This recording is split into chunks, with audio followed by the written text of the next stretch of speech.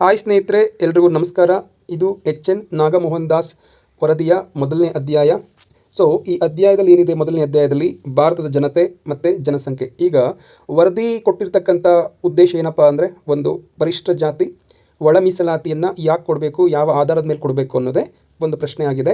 ಅದರಿಂದ ನಾವು ಮೊದಲನೇ ಅಧ್ಯಾಯದಲ್ಲಿ ಏನಪ್ಪ ನೋಡಬೇಕು ಅಂದರೆ, ಭಾರತದ ಜನಸಂಖ್ಯೆಯಲ್ಲಿ ಯಾವ್ಯಾವ ಜನಸಂಖ್ಯೆ ಇದೆ, ಯಾವ ಧರ್ಮೀಯರು ಎಷ್ಟು ಜನ ಇದ್ದಾರೆ, ಪರಿಶಿಷ್ಟ ಜಾತಿ ಮತ್ತು ಪರಿಶಿಷ್ಟ ಪಂಗಡದ ಜನಸಂಖ್ಯೆ ಏರಿಳಿತ ಏನಾದರೂ ಆಗಿದೆಯಾ, ಏರುಪೇರು ಏನಾದರೂ ಆಗಿದೆಯಾ, ಮತ್ತು ಭಾರತದಲ್ಲಿ ಇವತ್ತು ವಿವಿಧ ಜನರು ಜೀವನ ಮಾಡ್ತಾ ಇದ್ದಾರೆ, ಅದಕ್ಕೆ ಕಾರಣ ಏನು, ಮತ್ತು ಈ ಒಂದು ಅಧ್ಯಾಯ ಏನು ತುಂಬ ಇಂಪಾರ್ಟೆಂಟ್ ಆಗಿದೆಯಪ್ಪ ಅಂದರೆ, KS ಪರೀಕ್ಷೆಗೆ ಬೇಕಾಗಿರ್ತಕ್ಕಂಥ ಒಂದು ಮಾಹಿತಿಯನ್ನು ನಾವೊಂದು ಈ ಒಂದು ಮೊದಲನೇ ಅಧ್ಯಾಯದಿಂದ ನಾವು ತಿಳ್ಕೊಬೋದು. ತುಂಬ ಇಂಪಾರ್ಟೆಂಟ್ ಇರ್ತಕ್ಕಂಥ ಅಧ್ಯಾಯ. ಯಾಕಪ್ಪ ಅಂದರೆ, ನಮಗೆ ಪ್ರಬಂಧ ಅಂತ ಕೇಳಿದ್ರೆ ಅದು PSI ಇರ್ಬೋದು ಅಥವಾ KS ಇರ್ಬೋದು, ಭಾರತದ ಜನಸಂಖ್ಯೆ ಅಂತಕ್ಕಂಥ ಒಂದು ಪ್ರಶ್ನೆ ಅದು ಸಮಾಜಶಾಸ್ತ್ರದಿಂದ ಬರ್ಬೋದು, ಅಥವಾ ರಾಜ್ಯಶಾಸ್ತ್ರದಿಂದ ಬರ್ಬೋದು, ಅಥವಾ ಎಕನಾಮಿಕ್ಸ್ ಆರ್ಥಿಕ ವ್ಯವಸ್ಥೆಯಿಂದ ಬರ್ಬೋದು. ಈ ಒಂದು ಚಾಪ್ಟರ್ಸ್ ಎಲ್ಲ ನಾವು ಏನೇನು ವಿಷಯವಾರು ಅಂತ ನೋಡ್ತೀವಿ.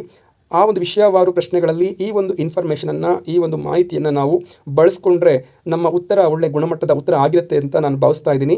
ಈಗ ಭಾರತದ ಜನತೆ 140 ಕೋಟಿಗಿಂತ ಹೆಚ್ಚು ಜನಸಂಖ್ಯೆ ಇದೆ ಪ್ರಸ್ತುತ ಅಂತ ನಾವು ಹೇಳ್ಬೋದು. ಆದರೆ 140 ಕೋಟಿ ಜನಸಂಖ್ಯೆಯಲ್ಲಿ ನಾವು ಅತ್ಯಂತ ಹೆಚ್ಚು ವಿವಿಧ ಧರ್ಮಗಳು, ಜಾತಿಗಳು, ಬುಡಕಟ್ಟುಗಳು ವಾಸ ಮಾಡ್ತಿರ್ತಕ್ಕಂಥ ಒಂದು ವಿಶೇಷತೆಯನ್ನು ನಾವು ನೋಡ್ತೀವಿ. ಇದಕ್ಕೆ ಕಾರಣ ಏನು ಅನ್ನೋದೇ ಆದರೆ, ನಿಮ್ಗೆ ಗೊತ್ತಿರಲಿ, ಸಾವಿರಾರು ವರ್ಷಗಳ ಹಿಂದೆ ಅಲೆಮಾರಿ ಮಾನವ ಆಹಾರವನ್ನು ಹುಡುಕಿಕೊಂಡು ಭಾರತವನ್ನು ಪ್ರವೇಶಿಸ್ತಾನೆ. ಎಲ್ಲಿಂದ? ಆಫ್ರಿಕಾ ಖಂಡದಿಂದ ಭಾರತಕ್ಕೆ ಬರ್ತಾನೆ. ಆ ಒಬ್ಬ ಮನುಷ್ಯ ಅಲೆಮಾರಿಯಾಗಿರ್ತಾನೆ. ನಂತರದ ದಿನಗಳಲ್ಲಿ ಭಾರತದಲ್ಲಿ ಫಲವತ್ತಾದ ಭೂಮಿ ಮತ್ತು ನೀರಿನ ವ್ಯವಸ್ಥೆಯನ್ನು ಹುಡುಕಿಕೊಂಡು ಹೊರಗಿನಿಂದ ಕೃಷಿಕರು ಬರ್ತಾರೆ, ಅಂದರೆ ರೈತಾಪಿ ವರ್ಗ ಬರುತ್ತೆ. ನಾಗರಿಕತೆ ಬೆಳೆದಂತೆ ಬೇರೆ ಬೇರೆ ದೇಶಗಳಿಂದ ವ್ಯಾಪಾರಸ್ಥರು ಬರ್ತಾರೆ. ಅರಬ್ಬರ್ ಇರ್ಬೋದು, ಟರ್ಕರ್ ಇರ್ಬೋದು, ಪರ್ಷಿಯನ್ನರ್ ಇರ್ಬೋದು, ಶಾಕರು ಇರ್ಬೋದು, ಊಣರ್ ಇರ್ಬೋದು. ಇವರೆಲ್ಲರೂ ಕೂಡ ಭಾರತಕ್ಕೆ ಬರ್ತಾ ಇರ್ತಾರೆ, ಒಬ್ಬರಾಗಿ ಒಬ್ಬರಾದ್ಮೇಲೆ ಒಬ್ಬರು ಈ ಥರ. ಮತ್ತು ಭಾರತದ ವಿಶೇಷ ಏನಪ್ಪ ಅಂದರೆ, ಭಾರತದ ಸೌಂದರ್ಯ, ಪ್ರಾಕೃತಿಕ ಸೌಂದರ್ಯ, ಕಲೆ, ವಾಸ್ತುಶಿಲ್ಪ, ವಿಜ್ಞಾನ ಇತ್ಯಾದಿಗಳನ್ನು ನೋಡೋದಕ್ಕೆ ಅಂತಲೇ ಸಾಕಷ್ಟು ಜನ ಪ್ರವಾಸಿಗರು ಬರ್ತಾರೆ. ಫಾಯಿಹಾನ್ ಇರ್ಬೋದು, ಯುಯತ್ಸಾಂಗ್ ಇರ್ಬೋದು, ಇಬನ್ ಬತೂತಾ ಇರ್ಬೋದು, ಅಮೀರ್ ಖುಸ್ರೋ ಇರ್ಬೋದು, ಇವರೆಲ್ಲರೂ ಕೂಡ ಪ್ರವಾಸಿಗರೇ. ಇವರೆಲ್ಲ ಜಗತ್ಪ್ರಸಿದ್ಧ ವಿಶ್ವವಿದ್ಯಾನಿಲಯಗಳಾದ ನಳಂದವನ್ನು ನಾವು ಭಾರತದ ಹೆಮ್ಮೆ ಅಂತ ನಾವು ಕರಿಬೋದು. ತಕ್ಷಶಿಲಾ ಇದೆ, ವಿಕ್ರಮಶಿಲಾ ಇದೆ, ಪುಷ್ಪಗಿರಿ ಇತ್ತು, ಅಂದರೆ ನಳಂದ ಕೂಡ ಇತ್ತು. ಮತ್ತು ಏನು ದೆಹಲಿ ಸುಲ್ತಾನರ ಕಾಲದಲ್ಲಿ ನಳಂದ ಹಾಳಾಯಿತು. ತಕ್ಷಶಿಲಾ ಕೂಡ ಇತ್ತು, ಈಗ ತಕ್ಷಶಿಲನೂ ಕೂಡ ಇಲ್ಲ. ವಿಕ್ರಮಶಿಲನೂ ಕೂಡ ಹಾಳಾಗಿದೆ ಮಧ್ಯಕಾಲೀನ ಇತಿಹಾಸದಲ್ಲಿ. ಇವೆಲ್ಲವೂ ಕೂಡ ಏನದ ಪ್ರತೀಕ ಅಂತ ಹೇಳಿದ್ರೆ, ನಮ್ಮ ಭಾರತದಲ್ಲಿ ಶಿಕ್ಷಣ ವ್ಯವಸ್ಥೆ ಹೇಗಿತ್ತು, ವ್ಯಾಪಾರ ವ್ಯವಸ್ಥೆ ಹೇಗಿತ್ತು ಅಂತ ನಮಗೆ ಗೊತ್ತಾಗುತ್ತೆ. ಮತ್ತು ಭಾರತದಲ್ಲಿ ಸಂಪತ್ತು ಸಾಕಷ್ಟು ಜನರಿಗೆ ಆಕರ್ಷಿತವಾಗಿ ಕಾಣುತ್ತೆ. ಅದರಲ್ಲೂ ಕೂಡ ವಿದೇಶಿ ರಾಜರು ದಾಳಿಕೋರರಾಗಿ, ಆಕ್ರಮಣ ಪ್ರವೃತ್ತಿಯನ್ನು ಉಳ್ಳವರಾಗಿ ಭಾರತಕ್ಕೆ ದಾಳಿಯನ್ನು ಮಾಡ್ತಾರೆ. ಈ ಒಂದು ಬೇರೆ ಬೇರೆ ಕಾರಣದಿಂದ ನಾವು ಬೇರೆ ಬೇರೆ ಕಾಲಮಾನದಲ್ಲಿ ಭಾರತಕ್ಕೆ ಬಹುಪಾಲು ವಿದೇಶಿಯರು ಬರ್ತಾರೆ, ಬೇರೆ ಬೇರೆ ದೇಶಗಳಿಂದ ಬರ್ತಾರೆ. ತಮ್ಮ ಕುಟುಂಬಗಳನ್ನು ಅವರು ಇಲ್ಲೇನೆ ವಿಸ್ತರಿಸ್ತಾರೆ. ಇಲ್ಲಿ ಪ್ರಮುಖ ನಿವಾಸಿಗಳಾಗಿ ಹೊರಗಿನಿಂದ ಬಂದವರು ಒಬ್ಬರಲ್ಲಿ ಮತ್ತೊಬ್ಬರು ಬೆರೆತು, ಅಂದರೆ ಮೂಲ ನಿವಾಸಿಗಳ ಜೊತೆ ಹೊರಗಿನಿಂದ ಬಂದವರು ಬೆರೆತು ಇಲ್ಲೇನಾಯಿತು, ಭಾರತದಲ್ಲಿ ಮಿಶ್ರ ಸಂತತಿಗಳು ಹುಟ್ಕೊಳ್ಳುತ್ತೆ. ಭಾರತದಲ್ಲಿನ ಜನಾಂಗಗಳನ್ನು ಅಧ್ಯಯನ ಮಾಡಿದ ಮಾನವಶಾಸ್ತ್ರ ಸರ್ವೇಕ್ಷಣಾ ಇಲಾಖೆ ಏನಂತ ಕರೆದಿದೆ, ಭಾರತ ಜನತೆ ಎಂಬ ಪುಸ್ತಕ ಮಾಲಿಕೆಯನ್ನು ಭಾರತೀಯ ಸಮಾಜ, ಸಂಸ್ಕೃತಿ, ಸಂಪ್ರದಾಯಗಳನ್ನು ವಿವರಿಸೋಕ್ಕೆ ಅಂತಲೇ ಈ ಒಂದು ಪುಸ್ತಕವನ್ನು ಬರೆದಿದೆ. ಎಕ್ಸಾಮಲ್ಲಿ ಕೇಳ್ತಾರೆ ಖಂಡಿತವಾಗಿಯೂ. ಭಾರತದ ಮಾನವಶಾಸ್ತ್ರ ಸರ್ವೇಕ್ಷಣಾ ಇಲಾಖೆ, ಭಾರತದ ಮಾನವಶಾಸ್ತ್ರ ಸರ್ವೇಕ್ಷಣಾ ಇಲಾಖೆ, ಇದನ್ನು ನೀವು ಬರ್ಕೊಳ್ಳಿ, ನೋಟ್ ಮಾಡ್ಕೊಳ್ಳಿ. ಬರ್ತಕ್ಕಂಥ ಎಕ್ಸಾಮಲ್ಲಿ ಕೇಳ್ತಾರೆ ಯಾವ ಪುಸ್ತಕವನ್ನು ಬರೆದಿದೆ, ಭಾರತ ಜನತೆ. ಈ ಒಂದು ಪುಸ್ತಕದಲ್ಲಿ ಏನಿದೆ, ಭಾರತೀಯ ಸಮಾಜ, ಸಂಸ್ಕೃತಿ, ಸಂಪ್ರದಾಯಗಳನ್ನು ಏನು ವಿವರಿಸ್ತಕ್ಕಂಥ ಒಂದು ಪುಸ್ತಕ ಮಾಲಿಕೆಯಾಗಿದೆ. ಇದರಲ್ಲಿರ್ತಕ್ಕಂಥ ಕೆಲವೊಂದು ಅಂಶಗಳನ್ನು ನಾವು ನೋಡೋದೇ ಆದರೆ, ಭಾರತವು ಇಡೀ ವಿಶ್ವದಲ್ಲೇ ಅತ್ಯಂತ ವೈವಿಧ್ಯಮಯ ರಾಷ್ಟ್ರ. ಏನಕ್ಕೆಪ್ಪ ಅಂದರೆ, 4635 ಬಗೆಯ ಜನಾಂಗೀಯ ಪಂಗಡಗಳಿದ್ದಾವೆ. ಭಾರತದಲ್ಲಿ ಎಷ್ಟು ಜನಾಂಗೀಯ ಪಂಗಡಗಳಿದ್ದಾವೆ ಅಂತ ಪರೀಕ್ಷೆಯಲ್ಲಿ ಕೇಳಿದ್ರೆ, ಸುಮಾರು 4635 ಬಗೆಯ ಜನಾಂಗೀಯ ಪಂಗಡಗಳಿದ್ದಾವೆ. ಈ ಒಂದು ಪ್ರಶ್ನೆಯನ್ನು ನೀವು ನೋಟ್ ಮಾಡಿಟ್ಕೊಳ್ಳಿ, ಉತ್ತರನ ಬರೆದಿಟ್ಕೊಳ್ಳಿ. ಇವು ತಮ್ಮದೇ ಆದ ಅನುವಂಶೀಯ ಅಂದರೆ ಏನು, ಒಂದು ತಲೆಮಾರಿನಿಂದ ಇನ್ನೊಂದು ತಲೆಮಾರಿಗೆ, ತಂದೆಯಿಂದ ಮಗನಿಗೆ ಏನು ಲಕ್ಷಣಗಳು, ಭಾಷೆ ಇರ್ಬೋದು, ಉಡುಪು ಇರ್ಬೋದು, ಧಾರ್ಮಿಕ ಸಂಪ್ರದಾಯಗಳು ಇರ್ಬೋದು, ಆಹಾರ ಇರ್ಬೋದು, ಅಭಿರುಚಿಗಳಿರ್ಬೋದು, ಕೌಟುಂಬಿಕ ಸಂಬಂಧಗಳಿರ್ಬೋದು, ಇವೆಲ್ಲವೂ ಕೂಡ ವೈವಾಹಿಕ ಆಚರಣೆಗಳು, ಇವೆಲ್ಲವೂ ಕೂಡ ತಂದೆಯಿಂದ ಅಥವಾ ತಾತನಿಂದ ತಂದೆಯಿಂದ ಮಗನಿಗೆ, ಈ ರೀತಿಯಾಗಿ ಒಂದು ತಲೆಮಾರಿನಿಂದ ಇನ್ನೊಂದು ತಲೆಮಾರಿಗೆ ಬರ್ತಕ್ಕಂಥ ಆಚರಣೆಗಳನ್ನು ನಾವು ಅನುವಂಶೀಯ ಅಂತ ಕರಿತೀವಿ. ಈ ಒಂದು ಅನುವಂಶೀಯ ಆಧಾರಿತವಾಗಿ ಇವತ್ತು ನೋಡೋದಾದರೆ, ಭಾರತದಲ್ಲೂ ಕೂಡ ಅನುವಂಶೀಯವಾಗಿ ಸಾಕಷ್ಟು ಜನರಲ್ಲಿ ಈ ಲಕ್ಷಣಗಳನ್ನು ನಾವು ನೋಡ್ಬೋದು. ಇನ್ನು ಭಾರತದ ಜನತೆಯ ಹಲವಾರು ಜನಾಂಗೀಯ ವರ್ಣ ಸಂಕರಣಗಳ ಮಧ್ಯೆ ಬೆಳೆದು ಬಂದಿದೆ. ಜನಾಂಗೀಯ ವರ್ಣ ಸಂಕರಣಗಳು, ವರ್ಣಗಳು ನಿಮಗೆ ಗೊತ್ತಿದೆ, 4 ವರ್ಣಗಳು. ನಾವು ವರ್ಣಗಳು ಅಂತ ಬಂದಾಗ ಬ್ರಾಹ್ಮಣ, ಕ್ಷತ್ರಿಯ, ವೈಶ್ಯ ಮತ್ತು ಶೂದ್ರ ಅಂತ ನಾವು ಕರಿತೀವಿ. ಇದು ಆರ್ಯರ ಕಾಲದಲ್ಲಿ ಏನು ಭಾರತದಲ್ಲಿ ವರ್ಣ ಸಂಕರಣ ವರ್ಣ ಪದ್ಧತಿ ಆಯಿತು. ಇನ್ನು ವರ್ಣ ಸಂಕರಣಗಳ ಮಧ್ಯೆ ಬೆಳೆಯುತ್ತೆ, ಅಂದರೆ ಬೇರೆ ಬೇರೆ ವರ್ಣಗಳು ಕೂಡ ಭಾರತಕ್ಕೆ ಸೇರ್ತಾ ಹೋಗುತ್ತೆ. ಅವುಗಳೆಂದರೆ ಯಾವ್ದ್ಯಾವುದು? ಈಗ ನಾವು ಜನಾಂಗೀಯ ವರ್ಣ ಅಂದರೆ ಆರ್ಯನರು ಮಾಡಿದಂಥ ವರ್ಣ ವ್ಯವಸ್ಥೆ ಬೇರೆ, ಇನ್ನು ಜನಾಂಗೀಯ ವರ್ಣ ವ್ಯವಸ್ಥೆ ಬೇರೆ. ಇನ್ನು ಜನಾಂಗೀಯ ವರ್ಣ ವ್ಯವಸ್ಥೆ ಅಂತ ಬಂದಾಗ ಯಾವ್ಯಾವ ಜನಾಂಗದವರು ಭಾರತದಲ್ಲಿ ಬಂದು ನೆಲೆಸಿದ್ರು ಅಂದರೆ ಪ್ರೋಟೋ ಹಾಸ್ಟ್ರೋಲಾಯ್ಡ್, ಪ್ಯಾಲಿಯೋ ಮೆಡಿಟೋರಿಯನ್, ಕಾಕಾಸಾಯಿಡ್, ನೀಗ್ರೋ, ಮ್ಯಾಂಗೋಲಿಯನ್ನರು. ಸೊ ಹಾಗೆಯೇ ಹಲವಾರು ಭಿನ್ನ ರಾಷ್ಟ್ರೀಯರು ಅಂದರೆ ಆರ್ಯರು, ಪರ್ಷಿಯಾದವರು, ಗ್ರೀಕರು, ಊಣರು, ಅರಬ್ಬರು, ಟರ್ಕಿಯರು. ಅಂದರೆ ರಾಷ್ಟ್ರೀಯರು ಅಂದರೆ ಏನು? ಬೇರೆ ದೇಶದಿಂದ ಬಂದವರು. ಜನಾಂಗೀಯ ವರ್ಣ ಸಂಕರಣ ಅಂದರೆ ಎರಡು ಜನಾಂಗಗಳು ಸೇರಿ ಅಥವಾ ಎರಡು ಪ್ರದೇಶದ ಜನರು ಸೇರಿ ಒಂದು ವಿಶೇಷವಾದಂಥ ಒಂದು ಜನಾಂಗೀಯ ಆಗ್ತಕ್ಕಂಥ ಒಂದು ಉದಾಹರಣೆಯನ್ನು ನಾವು ನೋಡ್ಬೋದು. ಇದರಲ್ಲಿ ಪ್ರೋಟೋ ಆಸ್ಟ್ರೋಲಾಯ್ಡ್, ಪ್ಯಾಲಿಯೋ ಮೆಡಿಟೇರಿಯನ್, ಕಾಕಾಸಾಯ್ಡ್ ಮತ್ತು ನೀಗ್ರೋ ಮಂಗೋಲಿಯನ್ನರು ಇವರೆಲ್ಲರ ನಾವು ಜನಾಂಗೀಯರು, ಬೇರೆ ಬೇರೆ ಜನಾಂಗೀಯರು ಭಾರತಕ್ಕೆ ಬಂದಿರೋದನ್ನು ನಾವು ನೋಡ್ಬೋದು. ಹಾಗೆಯೇ ಆಫ್ರಿಕಾದವರು, ಮಂಗೋಲಿಯನ್ನರು, ಯುರೋಪಿಯನ್ನರು ಕೂಡ ಇಲ್ಲಿಗೆ ಬಂದು ನೆಲೆಸಿದ್ದಾರೆ. ಇಂದು ಎಲ್ಲಿಯೂ ಯಾವುದೇ ಜನಾಂಗೀಯ ಅಥವಾ ರಾಷ್ಟ್ರೀಯತೆಯ ಮೂಲ ಲಕ್ಷ್ಯಗಳನ್ನು ನಾವು ನೋಡೋದಕ್ಕೆ ಸಾಧ್ಯ ಇಲ್ಲ. ಯಾಕಪ್ಪ ಅಂದರೆ ಭಾರತದಲ್ಲಿ ಇವರೆಲ್ಲ ಬಂದಾದಮೇಲೆ ಇವರೆಲ್ಲರೂ ಕೂಡ ಸಮ್ಮಿಶ್ರಣ ಜಾತಿಗಳಾಗಿದ್ದಾವೆ. ಅಂದರೆ ಒಬ್ಬರಿಂದ ಇನ್ನೊಬ್ಬರಲ್ಲಿ ಬೆರೆತು ಹೋಗ್ಬಿಟ್ಟಿದ್ದಾರೆ. ಈಗ ನಾವು ಯಾವುದನ್ನು ಕೂಡ ರಾಷ್ಟ್ರೀಯತೆಯ ಆಧಾರದ ಮೇಲೆ, ಜನಾಂಗೀಯ ಆಧಾರದ ಮೇಲೆ ಯಾರನ್ನು ಕೂಡ ಸಮಾಜದಲ್ಲಿ ವಿಭಾಗ ಮಾಡೋಕ್ಕಾಗೋದಿಲ್ಲ ಅಂತಕ್ಕಂಥ ಅಂಶವನ್ನು ಈ ಒಂದು ನಾವು ವಿಷಯದಲ್ಲಿ ನಾವು ಈ ಒಂದು ಪಾಯಿಂಟಲ್ಲಿ ನಾವು ತಿಳ್ಕೊಬೋದಾಗಿದೆ. ಹಾಗೆಯೇ ಒಂದೇ ಧರ್ಮದ ಅಥವಾ ಜಾತಿಯ ಜನರಿಗಿಂತ ಒಂದೇ ಪ್ರದೇಶದಲ್ಲಿ ವಾಸಿಸುವ ಜನರಲ್ಲಿ ಹೆಚ್ಚಿನ ಸಾಮ್ಯತೆಯನ್ನು ನಾವು ನೋಡ್ಬೋದು.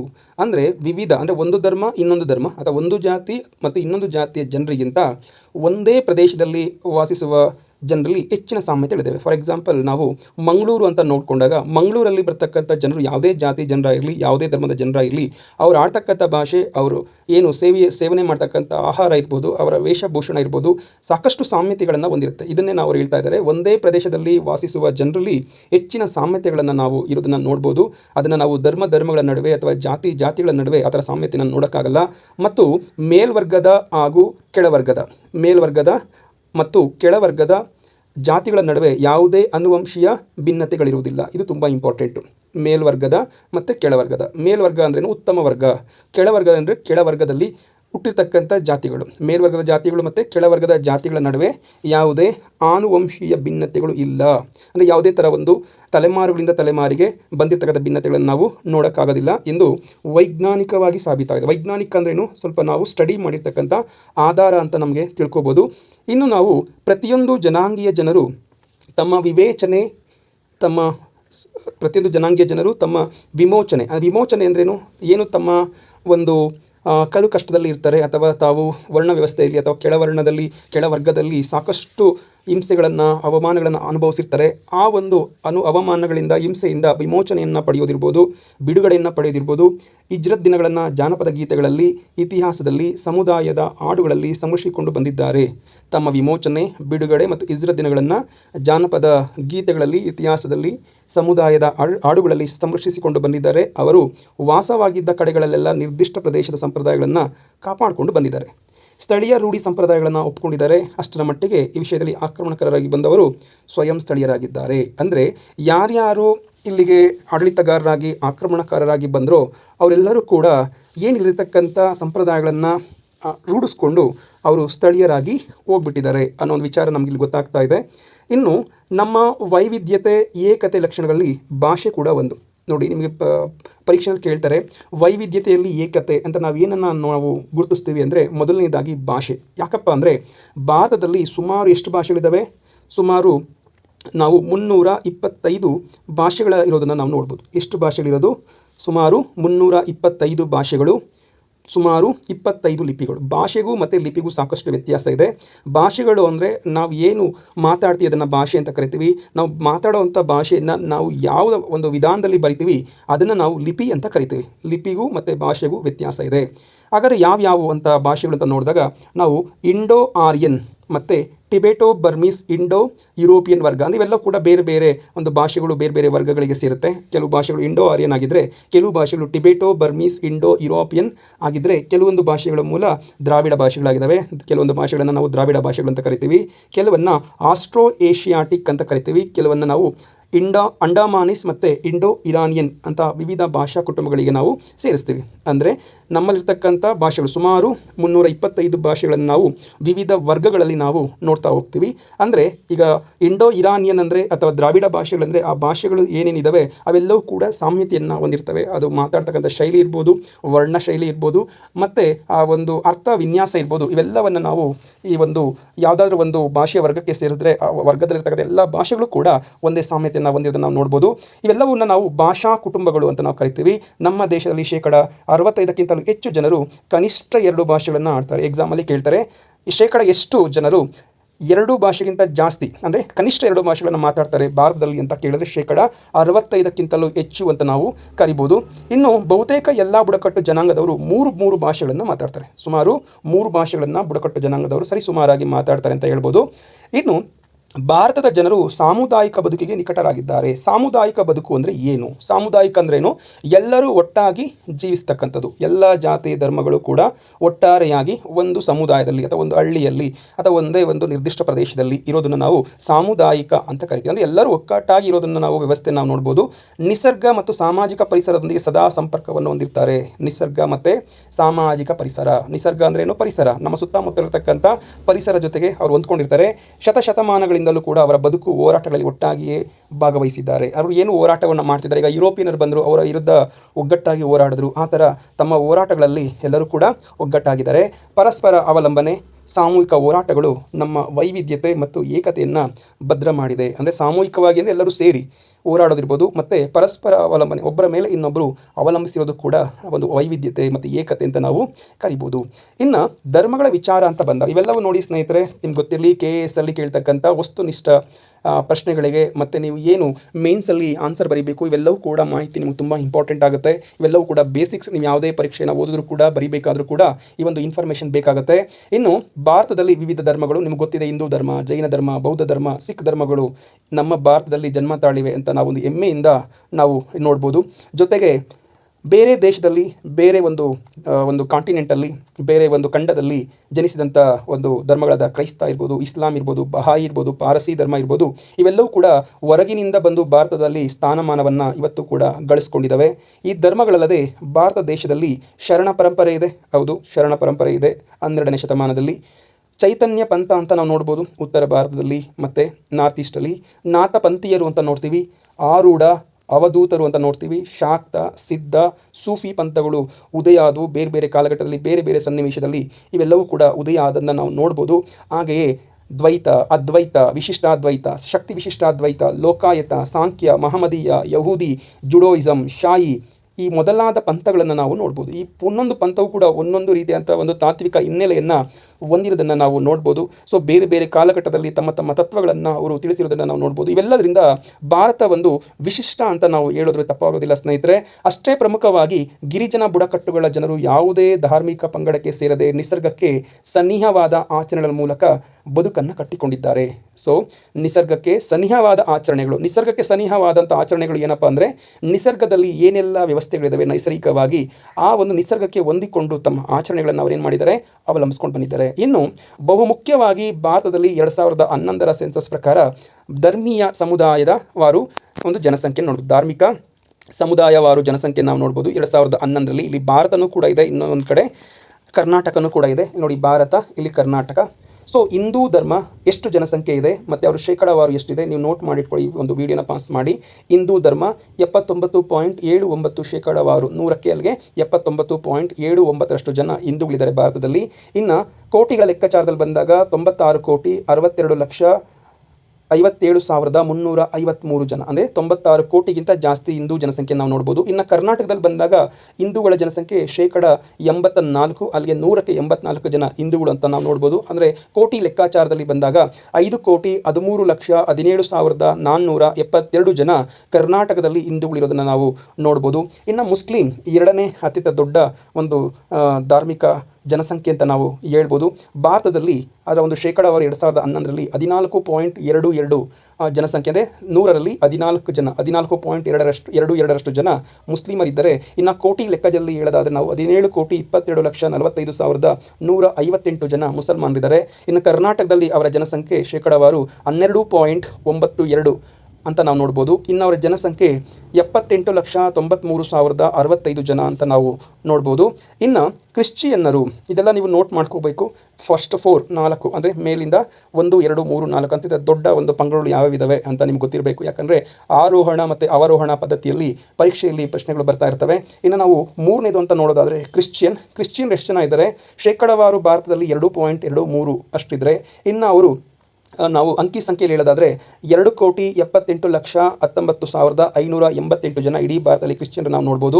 ಇನ್ನು ಕರ್ನಾಟಕದಲ್ಲಿ ಅವರು ಶೇಕಡವಾರು 1.87 ಇನ್ನು ಅವರು ಸಂಖ್ಯಾವಾರು ಹೇಳೋದಾದರೆ 11,42,647 ಮಂದಿ ಕ್ರಿಶ್ಚಿಯನ್ರು ಇರೋದನ್ನು ನಾವು ನೋಡ್ಬೋದು. ಅದಾದಮೇಲೆ ನಾವು ಸಿಖ್ರನ್ನ ನಾವು ನೋಡ್ಬೋದು. ಅವರು ಕರ್ನಾಟಕದಲ್ಲಿ 0.04 ಇದ್ದರೆ ಭಾರತದಲ್ಲಿ 1.72 ಅವರು ಸಿಖ್ ಧರ್ಮೀಯರು ಇರೋದನ್ನು ನಾವು ನೋಡ್ಬೋದು. ಇನ್ನು ನಾವು ಬೌದ್ಧ ಧರ್ಮ, ಜೈನ ಧರ್ಮ ಮತ್ತು ಇತರೆ ಧರ್ಮಗಳು ಅಂತ ನಾವು ನೋಡ್ಬೋದು. ಅತ್ಯಂತ ಕಡಿಮೆ ಅಂದರೆ ಪರ್ಟಿಕ್ಯುಲರ್ ಆಗಿ ಸ್ಪೆಸಿಫಿಕ್ ಆಗಿ ಹೇಳೋದು ಆದರೆ ಬೌದ್ಧ ಧರ್ಮ ಅತ್ಯಂತ ಕಡಿಮೆ ಕರ್ನಾಟಕದಲ್ಲಿ ಇರೋದನ್ನು ನಾವು ನೋಡ್ಬೋದು. ಸೊ ಬೌದ್ಧ ಧರ್ಮ ಕರ್ನಾಟಕದಲ್ಲಿ 0.16 ಇದ್ದರೆ, ಇನ್ನು ಸಿಖ್ ಧರ್ಮ ಕರ್ನಾಟಕದಲ್ಲಿ 0.04 ಅಂತ ಹೇಳ್ಬೋದು. ಇನ್ನು ಒಂದು ಭಾರತದ ಮಟ್ಟದಲ್ಲಿ ಸೊ ಯಾವ ಧರ್ಮ ತುಂಬ ಕಡಿಮೆ ಇದೆಯಪ್ಪ ಅಂದರೆ ಜೈನರು 0.367.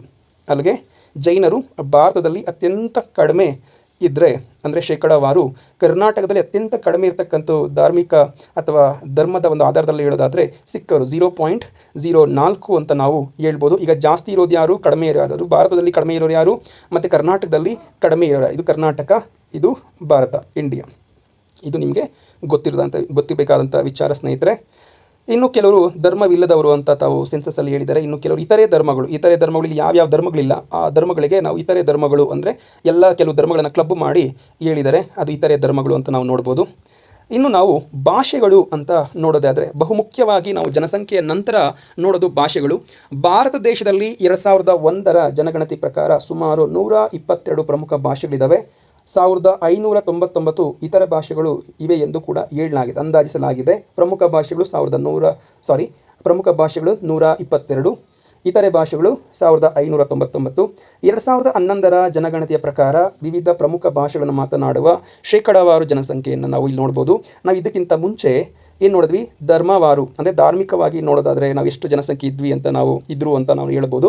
ಈ ಒಂದು ಸ್ಲೈಡಲ್ಲಿ ನಾವು ಹಿಂದಿ ಮಾತಾಡ್ತಕ್ಕಂಥವ್ರು ಭಾರತದಲ್ಲಿ ಎಷ್ಟು ಜನ ಇದ್ದಾರೆ ಅಂದರೆ 43.63 ಅಂದರೆ ಅತ್ಯಂತ ಹೆಚ್ಚು ಜನಸಂಖ್ಯೆ ಹಿಂದಿ ಮಾತಾಡ್ತಾರೆ.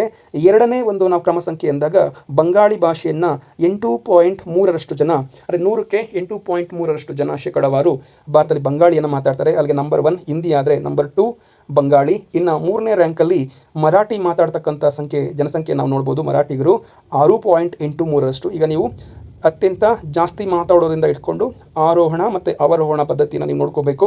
ಸೊ ಫಸ್ಟು ಟಾಪ್ 4ಅಲ್ಲಿ ಯಾರಿದ್ದಾರೆ, ಏರಿಕೆ ಕ್ರಮ ಇಳಿಕೆ ಕ್ರಮ ಗೊತ್ತಿರಬೇಕು ನಿಮಗೆ. ಹಿಂದಿ, ಬಂಗಾಳಿ, ಮರಾಠಿ ಮತ್ತು ತೆಲುಗು. 4ನೇ ಸ್ಥಾನ ತೆಲುಗು, 6.7 ಜನ ತೆಲುಗನ್ನು ಮಾತಾಡ್ತಾ ಇದ್ದಾರೆ ಅಂದರೆ ಭಾರತದಲ್ಲಿ. ಮತ್ತು 5ನೇ ಸ್ಥಾನ ತಮಿಳು ಮತ್ತು 6ನೇ ಸ್ಥಾನ ಗುಜರಾತಿ ಆದರೆ 7ನೇ ಸ್ಥಾನದಲ್ಲಿ ಉರ್ದು ಇದ್ದರೆ ಕನ್ನಡ ಎಷ್ಟು ಸಂಖ್ಯೆ ಇದೆ? ಸೊ 8ನೇ ರ್ಯಾಂಕಲ್ಲಿ ಭಾರತದಲ್ಲಿ 3.6 ಜನ ಕನ್ನಡವನ್ನು ಮಾತಾಡ್ತಾ ಇದ್ದಾರೆ. ನಾವು ಗೊತ್ತಿರಬೇಕು ಕನ್ನಡಿಗರು, ಕನ್ನಡ ಮಾತಾಡೋರು ಎಷ್ಟು ಶೇಕಡವಾರು ಇದ್ದೀವಿ ಭಾರತದಲ್ಲಿ ಅಂದರೆ 3.6 ಅಂದರೆ 100ರಲ್ಲಿ 3.6 ಜನ ಏನನ್ನು ಮಾತಾಡ್ತಾರೆ ಅಂದರೆ ಕನ್ನಡವನ್ನು ಮಾತಾಡ್ತಾ ಇದ್ದಾರೆ. ಎಷ್ಟನೇ ರ್ಯಾಂಕು ಭಾರತದಲ್ಲಿ? 8ನೇ ರ್ಯಾಂಕು. ನಿಮ್ಗೆ ಗೊತ್ತಿರಲಿ, ಮೊದಲನೇ ರ್ಯಾಂಕ್ ಹಿಂದಿ, ಆಮೇಲೆ ಬಂಗಾಳಿ, ಮರಾಠಿ, ತೆಲುಗು. ಟಾಪ್ 4 ಭಾರತದಲ್ಲಿ ಭಾಷೆಯನ್ನು ಮಾತಾಡ್ತಕ್ಕಂಥ ಒಂದು ಜನಸಂಖ್ಯೆ. ಕನ್ನಡಿಗರೆಷ್ಟು? 8ನೇ ರ್ಯಾಂಕಲ್ಲಿದ್ದೀವಿ, 3.6. ಇನ್ನು ಮುಂದಿಂದು ನೀವು ವಿಡಿಯೋನ ಪಾಸ್ ಮಾಡಿ ಬೇಕಾದ್ರೆ ನೋಟ್ ಮಾಡ್ಕೊಳ್ಳಿ. ಬಟ್ ಬಹುಮುಖ್ಯ ಏನಪ್ಪ ಅಂದರೆ ಮೊದಲು 4 ಮತ್ತು ಕನ್ನಡ. ನಾವು ಕನ್ನಡಿಗರಾಗಿರೋದ್ರಿಂದ ಕನ್ನಡ ಮಾತಾಡೋರು ಎಷ್ಟು ಸಂಖ್ಯೆ ಇದ್ದೀವಿ, ಎಷ್ಟು ಶೇಕಡಾವಾರು ಇದ್ದೀವಿ ಅಂತ ನಮಗೆ ಗೊತ್ತಿರಬೇಕು.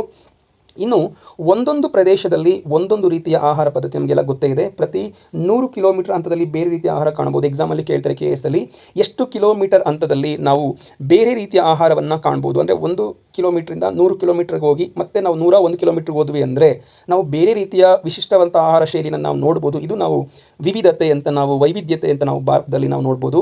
ಇನ್ನು ಉಡುಪುಗಳು, ಸಂಸ್ಕೃತಿ, ಉಪಸಂಸ್ಕೃತಿ, ಆಚಾರ ವಿಚಾರ, ನಂಬಿಕೆಗಳು, ಅಭಿಪ್ರಾಯಗಳು, ಸಂಪ್ರದಾಯಗಳನ್ನು ನೋಡೋರು ಅಂದರೆ ಕಾಣ್ಬೋದು ನಾವು. ಇವರೆಲ್ಲರೂ ಈ ದೇಶದಲ್ಲಿ ಶಾಂತಿಯಿಂದ, ನೆಮ್ಮದಿಯಿಂದ, ಭಯಭೀತಿ ಇಲ್ಲದೆ ಸಾವಿರಾರು ವರ್ಷಗಳಿಂದ ಜೀವಿಸ್ತಾ ಬಂದಿದ್ದೀವಿ.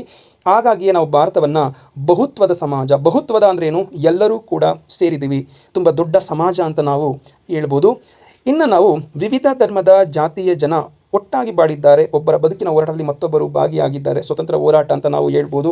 ಎಲ್ಲರೂ ಈ ದೇಶವನ್ನು ಕಟ್ಟಿದ್ದಾರೆ, ಭುಜಕ್ಕೆ ಭುಜ ಕೊಟ್ಟು ಬ್ರಿಟಿಷ್ ಸಾಮ್ರಾಜ್ಯಶಾಹಿ ವಿರುದ್ಧ ಹೋರಾಟ ಮಾಡಿದ್ದಾರೆ.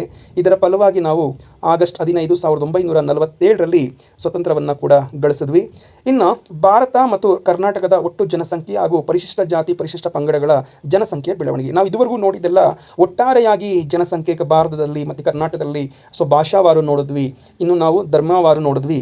ಈಗ ನಾವು ಕರ್ನಾಟಕದಲ್ಲಿ ಮತ್ತು ಭಾರತದಲ್ಲಿ ಬಹುಮುಖ್ಯವಾಗಿ ಪರಿಶಿಷ್ಟ ಜಾತಿ ಅಂದರೆ SC, ಪರಿಶಿಷ್ಟ ಪಂಗಡ ಅಂದರೆ ST, ಇವುಗಳ ಜನಸಂಖ್ಯೆ ಯಾವ ರೀತಿಯಾಗಿ ಏರಿಕೆಯಾಗಿದೆ ಅಥವಾ ಯಾವ ರೀತಿಯಾಗಿ ಏರುಪೇರಾಗಿದೆ, ಯಾವ ರೀತಿಯಾಗಿದೆ ಅಂತ ನಾವು ನೋಡ್ತಾ ಹೋಗೋಣ.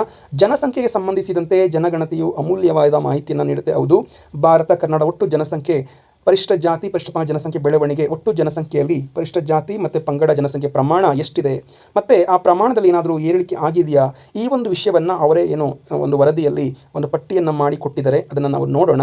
ಕೋಷ್ಟಕ 1ರಲ್ಲಿ ಭಾರತದ ಒಟ್ಟು ಜನಸಂಖ್ಯೆ ಮತ್ತು ಪರಿಶಿಷ್ಟ ಜಾತಿ ಪರಿಶಿಷ್ಟ ಪಂಗಡಗಳ ಜನಸಂಖ್ಯೆ 1951ರಿಂದ 2011ರಲ್ಲಿ ಅಂದರೆ ಪ್ರತಿ 10 ವರ್ಷಕ್ಕೊಂದ್ಸರಿ ನಾವು ಸೆನ್ಸಸ್ ಆಗಿರೋದನ್ನು ನಾವು ನೋಡ್ಬೋದು. ಸೊ 2011ರವರೆಗೆ ಅಂದರೆ 1950ರಿಂದ 2011ರ ಒಂದು ಕೊನೆಯ ಸೆನ್ಸಸ್ ಆಗಿದೆ. ಈಗ ಆ ಒಂದು ಸೆನ್ಸಸ್ನ ಆಧಾರದಲ್ಲಿ ಎಷ್ಟೆಷ್ಟು ಜನಸಂಖ್ಯೆ ಇತ್ತು ಕರ್ನಾಟಕದಲ್ಲಿ ಮತ್ತು ಭಾರತದಲ್ಲಿ ಎಷ್ಟಿತ್ತು, ಸಾಮಾನ್ಯವಾಗಿ ಈ ಒಂದು ಸ್ಲೈಡಲ್ಲಿ ಭಾರತದ ನಾವು ನೋಡ್ತಾ ಇದ್ದೀವಿ. ಸೊ ಜನಗಣತಿಯ ದಶಕಗಳನ್ನು ತಗೊಂಡಾಗ ನಾವು 1951ರಲ್ಲಿ ಒಟ್ಟು ಜನಸಂಖ್ಯೆಯಲ್ಲಿ ಪರಿಶಿಷ್ಟ ಜಾತಿ ಪ್ರಮಾಣ 14.38 ಇತ್ತು. ಅಲ್ಲಿಗೆ ಜನಸಂಖ್ಯೆ ನಾವು ನೋಡೋದೇ ಆದರೆ 5,13,43,898 ಅಂದರೆ 5 ಕೋಟಿಗಿಂತ ಜಾಸ್ತಿ ಜನಸಂಖ್ಯೆ ನಾವು ನೋಡ್ಬೋದು. ಇನ್ನು ಭಾರತದ ಒಟ್ಟು ಜನಸಂಖ್ಯೆ 35 ಕೋಟಿ ಇತ್ತು. ನೋಡಿ, ಇವಾಗಿರೋದು 140 ಕೋಟಿ. 2024-25ರಲ್ಲಿ ನಾವು ಅಂದಾಜು ಮಾಡಿದ್ದೀವಿ 140 ಕೋಟಿ ಅಂತ ನಾವು ನೋಡ್ಬೋದು. ಆದರೆ 1951ರಲ್ಲಿ ಎಷ್ಟು ಜನಸಂಖ್ಯೆ ಇತ್ತಪ್ಪ ಅಂದರೆ 38,78,79,394. ನೋಡಿ, ಜನಸಂಖ್ಯೆ ಕೂಡ ತುಂಬ ಏರುಗತಿಯಲ್ಲಿ ಇರೋದನ್ನು ನಾವು ನೋಡ್ಬೋದು. ಇಲ್ಲಿ ನಾವು ಪರಿಶಿಷ್ಟ ಜಾತಿ ಅಂದರೆ SC ಅಂತ ನಾವೇನು ಕರಿತೀವಿ, ಅವರ ಒಂದು ಜನಸಂಖ್ಯೆ ಭಾರತದಲ್ಲಿ ಯಾವ ಮಟ್ಟಕ್ಕಾಗಿದೆ ಅನ್ನೋದನ್ನು ನಾವು ನೋಡಬೇಕು. ಒಟ್ಟು ಜನಸಂಖ್ಯೆಯಲ್ಲಿ ಪರಿಶಿಷ್ಟ ಜಾತಿ ಪ್ರಮಾಣ ನೋಡಿ 1951ರಲ್ಲಿ 14.38 ಇದ್ದರೆ 1961ರಲ್ಲಿ 14.68, 71ರಲ್ಲಿ 14.59 ಮತ್ತು 1981ರಲ್ಲಿ 15.73, 1991ರಲ್ಲಿ 16.29, 2001ರಲ್ಲಿ ಮತ್ತೆ 16.29, ಇನ್ನು 2011ರಲ್ಲಿ 16.62. ಅಲ್ಲಿಗೆ ಪರಿಶಿಷ್ಟ ಜಾತಿಯ ಜನಸಂಖ್ಯೆ ಅಷ್ಟೊಂದು ಏರುಪೇರಾಗಿರೋದನ್ನು ನಾವು ನೋಡೋದಿಲ್ಲ. ಸಾಮಾನ್ಯವಾಗಿ ಏರುಗತಿಯಲ್ಲಿ ಇರೋದನ್ನು ನಾವು ನೋಡ್ಬೋದು. ಇಲ್ಲಿ ಮಾತ್ರ 1971ರಲ್ಲಿ ಮಾತ್ರ ಕಂಪೇರ್ ಟು 1961ಕ್ಕೆ ಸ್ವಲ್ಪ ಕಮ್ಮಿ ಆಗಿದೆ ಅಂತ ನಾವು ಹೇಳ್ಬೋದು. ಆದರೆ ಮತ್ತೆ ಉಳಿದಿರ್ತಕ್ಕಂಥ ದೇಶದಲ್ಲಿ ಅದು ಏರುಗತಿಯಲ್ಲೇ ಇದೆ ಅಂತ ನಾವು ಅಥವಾ ಅಷ್ಟೇ ಇದೆ ಅಥವಾ ಏರುಗತಿಯಲ್ಲಿದೆ ಅಂತ ನಾವು ಹೇಳ್ಬೋದು. ಇನ್ನು ಪರಿಶಿಷ್ಟ ಪಂಗಡಗಳು ಅಂತ ಬಂದಾಗ ಇಲ್ಲಿ ನೋಡಿ 1951ರಲ್ಲಿ 5.75 ಇತ್ತು. ಅಂದರೆ ಒಟ್ಟು ಜನಸಂಖ್ಯೆ 100 ಜನ ಇದ್ದರೆ ಪರಿಶಿಷ್ಟ ಪಂಗಡ ಎಷ್ಟು ಜನಸಂಖ್ಯೆ ಇದೆ 5.35ರಷ್ಟಿದೆ. ಇನ್ನು ಅದು 7.18 ಆಗುತ್ತೆ. ಮತ್ತೆ ಅದು 71ರಲ್ಲಿ ಏನಾಗುತ್ತೆ, ತುಂಬ ಸ್ವಲ್ಪ ಕಡಿಮೆ ಆಗುತ್ತೆ ಹಿಂದಿನ ವರ್ಷಕ್ಕೆ ನೋಡಿದಾಗ. ಮತ್ತೆ 1981ರಲ್ಲಿ ಮತ್ತೆ 7.75 ಆಗುತ್ತೆ. ಮತ್ತೆ ಅದು ಸ್ವಲ್ಪ ಏರಿಕೆಯಾಗಿ 1991ರಲ್ಲಿ 7.99 ಆಗುತ್ತೆ. 2001ರಲ್ಲಿ 8.25, 2011ರಲ್ಲಿ 8.63. ಇದು ಭಾರತದ ಜನಸಂಖ್ಯೆಯಲ್ಲಿ ST ವರ್ಗ ಅಂದರೆ ಪರಿಶಿಷ್ಟ ಪಂಗಡ ಎಷ್ಟಿದೆ ಮತ್ತು SC ವರ್ಗ ಎಷ್ಟಿದೆ ಅಂತ ನಾವು ನೋಡ್ಬೋದು. ಇದು SC ಅಂತ ನಾವು ನೋಡ್ಬೋದು, ಇದು ST. ನೀವು ಪಾಸ್ ಮಾಡಿ ಸ್ವಲ್ಪ ಇದು ಒಂದು ಅನಾಲಿಸಿಸನ್ನು ಮಾಡಿ ಬೇಕಾಗುತ್ತೆ ಪರೀಕ್ಷೆಯಲ್ಲಿ. ಏನಾದರೂ SC ST ಜನಸಂಖ್ಯೆ ಅಥವಾ ಪರಿಶಿಷ್ಟ ಜಾತಿ ಪರಿಶಿಷ್ಟ ಪಂಗಡಗಳಿಗೆ ಸಂಬಂಧಪಟ್ಟಂತೆ ಏನಾದರೂ ಒಂದು ಅಂಕಿ ಅಂಶಗಳ ಆಧಾರದಲ್ಲಿ ಪ್ರಶ್ನೆಗಳು ಬಂದಾಗ ನೀವೊಂದು ಯಾವ ಒಂದು ಪರಿಶಿಷ್ಟ ಜಾತಿ ಪರಿಶಿಷ್ಟ ಪಂಗಡ ಹೆಚ್ಚಾಗಿ ಏರುಪೇರಿನ ಒಂದು ಜನಸಂಖ್ಯೆಯ ಪ್ರಮಾಣವನ್ನು ಹೊಂದಿದೆ ಅಂತ ಕೇಳ್ಬೋದು. ಅಥವಾ ಯಾವುದು ತುಂಬ ತಟಸ್ಥವಾಗಿ ಸ್ವಲ್ಪ ಏರುಗತಿಯಲ್ಲಿ ಇರೋದನ್ನು ನಾವು ನೋಡ್ಬೋದು. ಎರಡರಲ್ಲೂ ಕೂಡ ನಾವು ಪರಿಶಿಷ್ಟ ಜಾತಿಯಲ್ಲಿ ಸ್ವಲ್ಪ ಎಲ್ಲೋ ಒಂದು ಕಡೆ ಕಡಿಮೆಯಾಗಿ ಮತ್ತೆ ಜಾಸ್ತಿ ಇರೋದನ್ನು ನೋಡ್ಬೋದು. ಆದರೆ ಇಲ್ಲಿ ಪರಿಶಿಷ್ಟ ಪಂಗಡದಲ್ಲಿ ನಾವು ಇಲ್ಲೂ ಕೂಡ ಒಂದು ಕಡೆ ಕಮ್ಮಿ ಆಗುತ್ತೆ, ಅದು ಬಿಟ್ಟರೆ ಇನ್ನೆಲ್ಲ ಕಡೆಯೂ ಕೂಡ ಹಿಂದಿನ ಒಂದು ಸಾಲಿಗೆ ಹೋಲಿಸಿದ್ರೆ ಸ್ವಲ್ಪ ಜಾಸ್ತಿ ಆಗೋದನ್ನು ನಾವು ಇಲ್ಲಿ ನೋಡ್ಬೋದು. ಇಲ್ಲೂ ಕೂಡ ನಾವು 14.59, ಇಲ್ಲಿ 6.93. ಯಾವ ವರ್ಷ 1971. ಅದನ್ನು ಸ್ವಲ್ಪ ಜ್ಞಾಪಕ ಇಟ್ಕೊಂಡಿರಿ. ಇನ್ನು ನಾವು ಒಟ್ಟು ಜನಸಂಖ್ಯೆಯಲ್ಲಿ ಎಷ್ಟಿತ್ತು ಪರಿಶಿಷ್ಟ ಜಾತಿ ಮತ್ತು ಪರಿಶಿಷ್ಟ ಪಂಗಡ. ಭಾರತದ ಒಟ್ಟು ಜನಸಂಖ್ಯೆಯಲ್ಲಿ ಪರಿಶಿಷ್ಟ ಜಾತಿ ಪಂಗಡ ಪ್ರಮಾಣವು ಅನುಕ್ರಮವಾಗಿ 1951ರಲ್ಲಿ 14.38 ಇದ್ದು ಪರಿಶಿಷ್ಟ ಪಂಗಡ 5.35ರಷ್ಟಿದೆ. ಇದು 2011ರಲ್ಲಿ ಅನುಕ್ರಮವಾಗಿ 16.62 ಇದ್ದು ಪರಿಶಿಷ್ಟ ಪಂಗಡ 8.63. ಅಲ್ಲಿಗೆ ಪರಿಶಿಷ್ಟ ಜಾತಿ ಮತ್ತು ಪರಿಶಿಷ್ಟ ಪಂಗಡ ಎರಡೂ ಕೂಡ ಏರುಗತಿಯನ್ನು ಪಡೆದಿದೆ. ಸೊ ಪರಿಶಿಷ್ಟ ಜಾತಿ ಪರಿಶಿಷ್ಟ ಪಂಗಡ ಏರುಗತಿಯನ್ನು ನಾವು ನೋಡ್ಬೋದು. ಸೊ ಇದು ನೋಡಿ 14.38 ಇರೋದು 16.62 ಆಗಿದ್ದರೆ 5.35 ಇರೋದು ಪರಿಶಿಷ್ಟ ಪಂಗಡ 8.63 ಆಗಿದೆ. ಇದು ಪರಿಶಿಷ್ಟ ಪಂಗಡ, ಇದು ಪರಿಶಿಷ್ಟ ಜಾತಿ. ಸೊ 14.38ರಿಂದ 16.62 SC ಅಂದರೆ ಜನಸಂಖ್ಯೆವಾರು ಏರಿಕೆಯನ್ನು ಆಗಿರೋದನ್ನು ನಾವು ನೋಡ್ಬೋದು. ಅಂದರೆ ಪರಿಶಿಷ್ಟ ಜಾತಿ ಅಲ್ಲಿ 6 ದಶಕಗಳಲ್ಲಿ ಏರಿಕೆ ಪ್ರಮಾಣ ನಾವು 6 ದಶಕದಲ್ಲಿ ಅಂದರೆ 60 ವರ್ಷದಲ್ಲಿ 2.24 ಜಾಸ್ತಿ ಆಗಿದೆ. ಇನ್ನು ಪರಿಶಿಷ್ಟ ಪಂಗಡದಲ್ಲಿ ಜನಸಂಖ್ಯೆಯ ಒಂದು ಪ್ರಮಾಣ 3.2. ಎಕ್ಸಾಂಪಲ್ ಕೇಳ್ತಾರೆ, ಕಳೆದ 6 ದಶಕದಲ್ಲಿ ಯಾವ ಒಂದು ಪಂಗಡ ಅದು ಪರಿಶಿಷ್ಟ ಜಾತಿಯ ಅಥವಾ ಪರಿಶಿಷ್ಟ ಪಂಗಡಕ್ಕೆ ನಾವು ಹೋಲಿಸಿದ್ರೆ ಯಾವುದು ಜಾಸ್ತಿ ಒಂದು ಜನಸಂಖ್ಯೆ ಪ್ರಮಾಣ ಏರಿಕೆಯನ್ನು ನಾವು ನೋಡ್ಬೋದು ಅಂದರೆ ಪರಿಶಿಷ್ಟ ಪಂಗಡ 3.28ರಷ್ಟು ಏರಿಕೆಯನ್ನು ಕಂಡಿದೆ. ಆದರೆ ಪರಿಶಿಷ್ಟ ಜಾತಿ ಪರಿಶಿಷ್ಟ ಪಂಗಡಕ್ಕಿಂತ ಕಡಿಮೆ ಇದೆ. ಎಷ್ಟು? 2.24 ಅಂತ ಹೇಳ್ಬಿಟ್ಟು ನಿಮಗೆ ಗೊತ್ತಾಗಬೇಕು. ಇನ್ನು ಕರ್ನಾಟಕದಲ್ಲಿ ಜನಸಂಖ್ಯೆ ಬೆಳವಣಿಗೆ ಯಾವ ರೀತಿಯಾಗಿದೆ? ಕರ್ನಾಟಕದಲ್ಲಿ ಒಟ್ಟು ಜನಸಂಖ್ಯೆಯಲ್ಲಿ ಪರಿಶಿಷ್ಟ ಜಾತಿ ಮತ್ತು ಪರಿಶಿಷ್ಟ ಪಂಗಡಗಳ ಜನಸಂಖ್ಯೆ ಏರಿಕೆ ವಿವರಗಳನ್ನು ಕೋಷ್ಟಕದಲ್ಲಿ ಕೊಟ್ಟಿದ್ದಾರೆ, ಅದು ನೋಡ್ಕೊಳ್ಳಿ ನೀವು. ಕರ್ನಾಟಕದಲ್ಲಿ ಜನಸಂಖ್ಯೆ ಸಂಬಂಧಿತ ಚರ್ಚೆಯನ್ನು 1961ರಲ್ಲಿ ಆರಂಭಿಸುವ ಸೂಕ್ತ. ಯಾಕಪ್ಪ ಅಂದರೆ ಅಲ್ಲಿಂದ ನಮಗೆ ಸರಿಯಾಗಿ ಒಂದು ಅಂಕಿಅಂಶ ಸಿಗುತ್ತೆ. 1956ರಲ್ಲಿ ಕರ್ನಾಟಕ ರಾಜ್ಯ ಪುನರ್ವಿಂಗಡಣೆ ಆಗುತ್ತೆ. ಅದರಿಂದ ನಮಗೆ ಸಂಪೂರ್ಣ ಕರ್ನಾಟಕದ ಚಿತ್ರಣ ಸಿಗಬೇಕು ಅಂದರೆ 1961ರ ಒಂದು ಮಾಹಿತಿ ನಮಗೆ ತುಂಬ ಮುಖ್ಯ ಆಗುತ್ತೆ. ಮತ್ತು ಯಾವುದನ್ನು ಏಕೀಕರಣ ಚಳವಳಿ ಎನ್ನುತ್ತೇವೆಯೋ ಅದರ ಪರಿಣಾಮವಾಗಿ ವಸಾಹತು ಕಾಲದಲ್ಲಿ ಅರಿದು ಹಂಚಿ ಹೋಗಿದ ಕನ್ನಡ ಮಾತನಾಡುವ ಭಾಗಗಳು 1956ರಲ್ಲಿ ಕರ್ನಾಟಕ ರಾಜ್ಯ ಪುನರ್ವಿಂಗಡಣೆಯ ನಂತರ ಕರ್ನಾಟಕದಲ್ಲಿ ವಿಲೀನ ಆಗ್ತವೆ. ಬೇರೆ ಬೇರೆ ಒಂದು ವಸಾಹತುಗಳಲ್ಲಿ ಒಂದು ಹಂಚಿ ಹೋಗಿದಂಥ ಕರ್ನಾಟಕದ ಒಂದು ಭಾಗಗಳು. ಅದರಿಂದ ಕರ್ನಾಟಕವನ್ನು ನಾವು ಅಂದು ಮೈಸೂರು ರಾಜ್ಯ ಅಂತ ಕರೆಯಲಾಗ್ತಿತ್ತು, ವಿಶಾಲ ಮೈಸೂರು ಅಂತಲೂ ಕೂಡ ಕರಿತಾ ಇದ್ರು. ಸೊ ಕೋಷ್ಟಕದಲ್ಲಿ 1951ಕ್ಕೆ ವಿವರಗಳಿದ್ದಾವೆ. ಆದರೆ ನಮಗೆ ಉತ್ತಮ ಅಂದರೆ 1961ರ ಒಂದು ವರದಿಯನ್ನು ಅಥವಾ 1961ರ ಒಂದು ಮಾಹಿತಿಯನ್ನು ಪಡೆಯುವುದು ತುಂಬ ಒಳ್ಳೆಯದಾಗುತ್ತೆ. ಇನ್ನು ನಾವು ಕರ್ನಾಟಕದಲ್ಲಿ ನೋಡಿದಾಗ ಕರ್ನಾಟಕದಲ್ಲಿ ಒಟ್ಟು ಜನಸಂಖ್ಯೆ ಪರಿಶಿಷ್ಟ ಜಾತಿ ಮತ್ತು ಪರಿಶಿಷ್ಟ ಪಂಗಡ 1951 ಮತ್ತು 11ರಲ್ಲಿ ನಾವು ಈ ಒಂದು 1951 ನಾವು ಬೇಡ, ಯಾಕಂದರೆ ಸಂಪೂರ್ಣ ಕರ್ನಾಟಕ ಚಿತ್ರಣ ನಮಗೆ ಸಿಗೋದಿಲ್ಲ. 1961ರಿಂದ 2011ರವರೆಗೆ ನಾವು ನೋಡಿದಾಗ ಪರಿಶಿಷ್ಟ ಜಾತಿಯ ಜನಸಂಖ್ಯಾವಾರು ಅಂದರೆ ಕರ್ನಾಟಕದಲ್ಲಿರ್ತಕ್ಕಂಥ ಶೇಕಡಾವಾರು 100ಕ್ಕೆ ಎಷ್ಟು ಜನಸಂಖ್ಯೆ ನಾವು ಏನು SC ಅಥವಾ ಪರಿಶಿಷ್ಟ ಜಾತಿ ಇರೋದನ್ನು ನಾವು ನೋಡ್ಬೋದು. 1961ರಲ್ಲಿ 13.2 ಹೊಂದಿದ್ರೆ, ಸೊ 71ರಲ್ಲಿ 13.14 ಇರೋದನ್ನು ನೋಡ್ಬೋದು. 1971ರಲ್ಲಿ ಕಡಿಮೆ ಆಗಿದೆ. ಆದರೆ ಅದಾದ ನಂತರ ನಾವು ನೋಡೋದೇ ಆದರೆ ಏರಿಕೆಯ ಒಂದು ಪ್ರಮಾಣವನ್ನು ನಾವು ನೋಡ್ಬೋದು ಪರಿಶಿಷ್ಟ ಜಾತಿ. ಸೊ ಪ್ರತಿಯೊಂದು ದಶಕಕ್ಕೆ ಹೋಲಿಸಿದ್ರೆ ಇನ್ನೊಂದು ದಶಕದಲ್ಲಿ ಒಂದು ಏರಿಕೆ ಕ್ರಮವನ್ನು ನಾವು ನೋಡ್ಬೋದು. ಇನ್ನು ಪರಿಶಿಷ್ಟ ಪಂಗಡ ಅಥವಾ ST ಸಮುದಾಯವನ್ನು ನಾವು ನೋಡೋದೇ ಆದರೆ 1961ರಲ್ಲಿ 0.81 ಇರೋದನ್ನು ನಾವು ನೋಡಿದ್ರೆ, ಇನ್ನು ಸೊ 0.79 ಅಂತ ನಾವು ನೋಡ್ಬೋದು. ಅಂದರೆ ಎಷ್ಟು ಏರಿಕೆಯನ್ನು ಕಂಡು ಒಟ್ಟು ಜನಸಂಖ್ಯೆಯಲ್ಲಿ ಎಷ್ಟು ಜನಸಂಖ್ಯೆ ಇದೆ ಅನ್ನೋದನ್ನು ನಾವು ನೋಡ್ಬೋದು. ಒಟ್ಟು 100 ಇದ್ದರೆ ಅದರಲ್ಲಿ 0.79 ನಾವು ST ಅಥವಾ ಪರಿಶಿಷ್ಟ ಪಂಗಡ ಅಂತ ನಾವು ನೋಡ್ಬೋದು. ಇನ್ನು ಅದರ ನಂತರ ಮತ್ತೆ ನಾವು 1991ರಲ್ಲಿ ಪರಿಶಿಷ್ಟ ಪಂಗಡದ ಒಂದು ಏನು ಜನಸಂಖ್ಯೆಯ ಪ್ರಮಾಣ ಅಥವಾ ಒಟ್ಟು ಜನಸಂಖ್ಯೆಯಲ್ಲಿರ್ತಕ್ಕಂಥ ಪ್ರಮಾಣ ನಾವು ಕಡಿಮೆ ಆಗಿರೋದನ್ನು ನಾವು ನೋಡ್ಬೋದು. ಎಷ್ಟು? 4.26. ಇನ್ನು ಅದೇ ಕಾಲಘಟ್ಟದಲ್ಲಿ SC ಪರಿಶಿಷ್ಟ ಒಂದು ಜಾತಿಯ ಒಂದು ಶೇಕಡಾವಾರು ನೋಡಿದಾಗ ಒಟ್ಟು ಜನಸಂಖ್ಯೆಯಲ್ಲಿ 16.38. ಇಲ್ಲಿ ನೋಡಬೇಕು ನೀವು ಸ್ಪರ್ಧಾರ್ಥಿಗಳೇ, ಪರಿಶಿಷ್ಟ ಜಾತಿಯಲ್ಲಿ ಒಂದು ಸ್ವಲ್ಪ ನಾವು ಏರಿಳಿತವನ್ನು ಕಮ್ಮಿ ನೋಡ್ತೀವಿ, ಸ್ವಲ್ಪ ಸ್ಟೇಬಲ್ ಆಗಿದೆ ಜನಸಂಖ್ಯೆ ಅಂತ ನಾವು ನೋಡ್ಬೋದು. ಆದರೆ ಪರಿಶಿಷ್ಟ ಪಂಗಡದಲ್ಲಿ ಕೆಲವೊಂದು ವರ್ಷದಲ್ಲಿ ಜಾಸ್ತಿ ಆಗುತ್ತೆ, ಕೆಲವೊಂದು ವರ್ಷದಲ್ಲಿ ಕಡಿಮೆ ಆಗುತ್ತೆ. ಈ ಥರ ಒಂದು ಬೆಳವಣಿಗೆಯನ್ನು ನಾವು ನೋಡ್ಬೋದು. ಸೊ ಜೊತೆಗೆ 1871ರಲ್ಲಿ 0.79 ಇದ್ದಿದ್ದು 1981ರಲ್ಲಿ ಕೇವಲ 10 ವರ್ಷದಲ್ಲಿ ಸುಮಾರು 4ರಷ್ಟು ಜಾಸ್ತಿ ಆಗೋದನ್ನು ನಾವು ನೋಡ್ಬೋದು. ಎಕ್ಸಾಮಲ್ಲಿ ಕೇಳ್ತಾರೆ, ಯಾವ ವರ್ಷ ಪರಿಶಿಷ್ಟ ಪಂಗಡದ ಜನಸಂಖ್ಯೆ ಅತ್ಯಂತ ಹೆಚ್ಚು ಬೆಳವಣಿಗೆಯನ್ನು ಪಡೆದಿದೆ ಅಂದರೆ ಅದು ಯಾವ ವರ್ಷ? 1981.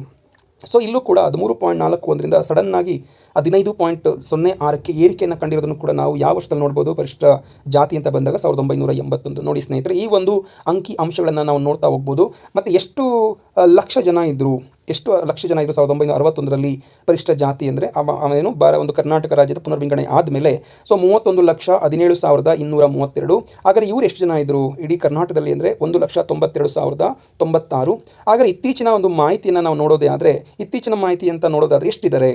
ಸೊ ಇಲ್ಲಿ ನಾವು 2011ರಲ್ಲಿ SC ಸಮುದಾಯ 17.14 ಇದ್ದರೆ ಎಷ್ಟು ಜನಸಂಖ್ಯೆ ಇದೆ? 1,04,74,74,992. 1,04,74,992. ಇದು SC ಸಮುದಾಯ, ಪರಿಶಿಷ್ಟ ಜಾತಿ ಸಮುದಾಯ ಅಂದರೆ ಟೋಟಲ್ 6,10,00,000 ಜನ ಕನ್ನಡಿಗರಿದ್ದರೆ ಅದರಲ್ಲಿ 1 ಕೋಟಿ 6 ಕೋಟಿ ಎಷ್ಟು ಜನ ಇದ್ದಾರೆ SC. ಸೊ 1,04,74,992. ಇನ್ನು ನಾವು ಪರಿಶಿಷ್ಟ ಜಾತಿ ಅಂತ ಬಂದಾಗ ಪರಿಶಿಷ್ಟ ಪಂಗಡ ಅಂತ ಬಂದಾಗ ST ಅಂತ ಬಂದಾಗ ಒಟ್ಟಾರೆಯಾಗಿ ಜನಸಂಖ್ಯೆಯಲ್ಲಿ 6.95. ಇನ್ನು ನಾವು ಸಂಖ್ಯಾವಾರು ಬಂದಾಗ 42,48,987. ಇದು ಏನು ST ಅಂದರೆ ಪರಿಶಿಷ್ಟ ಪಂಗಡ. ಇದು ಯಾವುದಪ್ಪ ಅಂದರೆ ಪರಿಶಿಷ್ಟ ಜಾತಿ. ಸೊ ಇದು ಕರ್ನಾಟಕದ ಒಟ್ಟು ಜನಸಂಖ್ಯೆ 6,10,95,297. ಇದು ಖಂಡಿತ ನೋಟ್ ಮಾಡ್ಕೊಳ್ಳಿ, ತುಂಬ ಇಂಪಾರ್ಟೆಂಟು.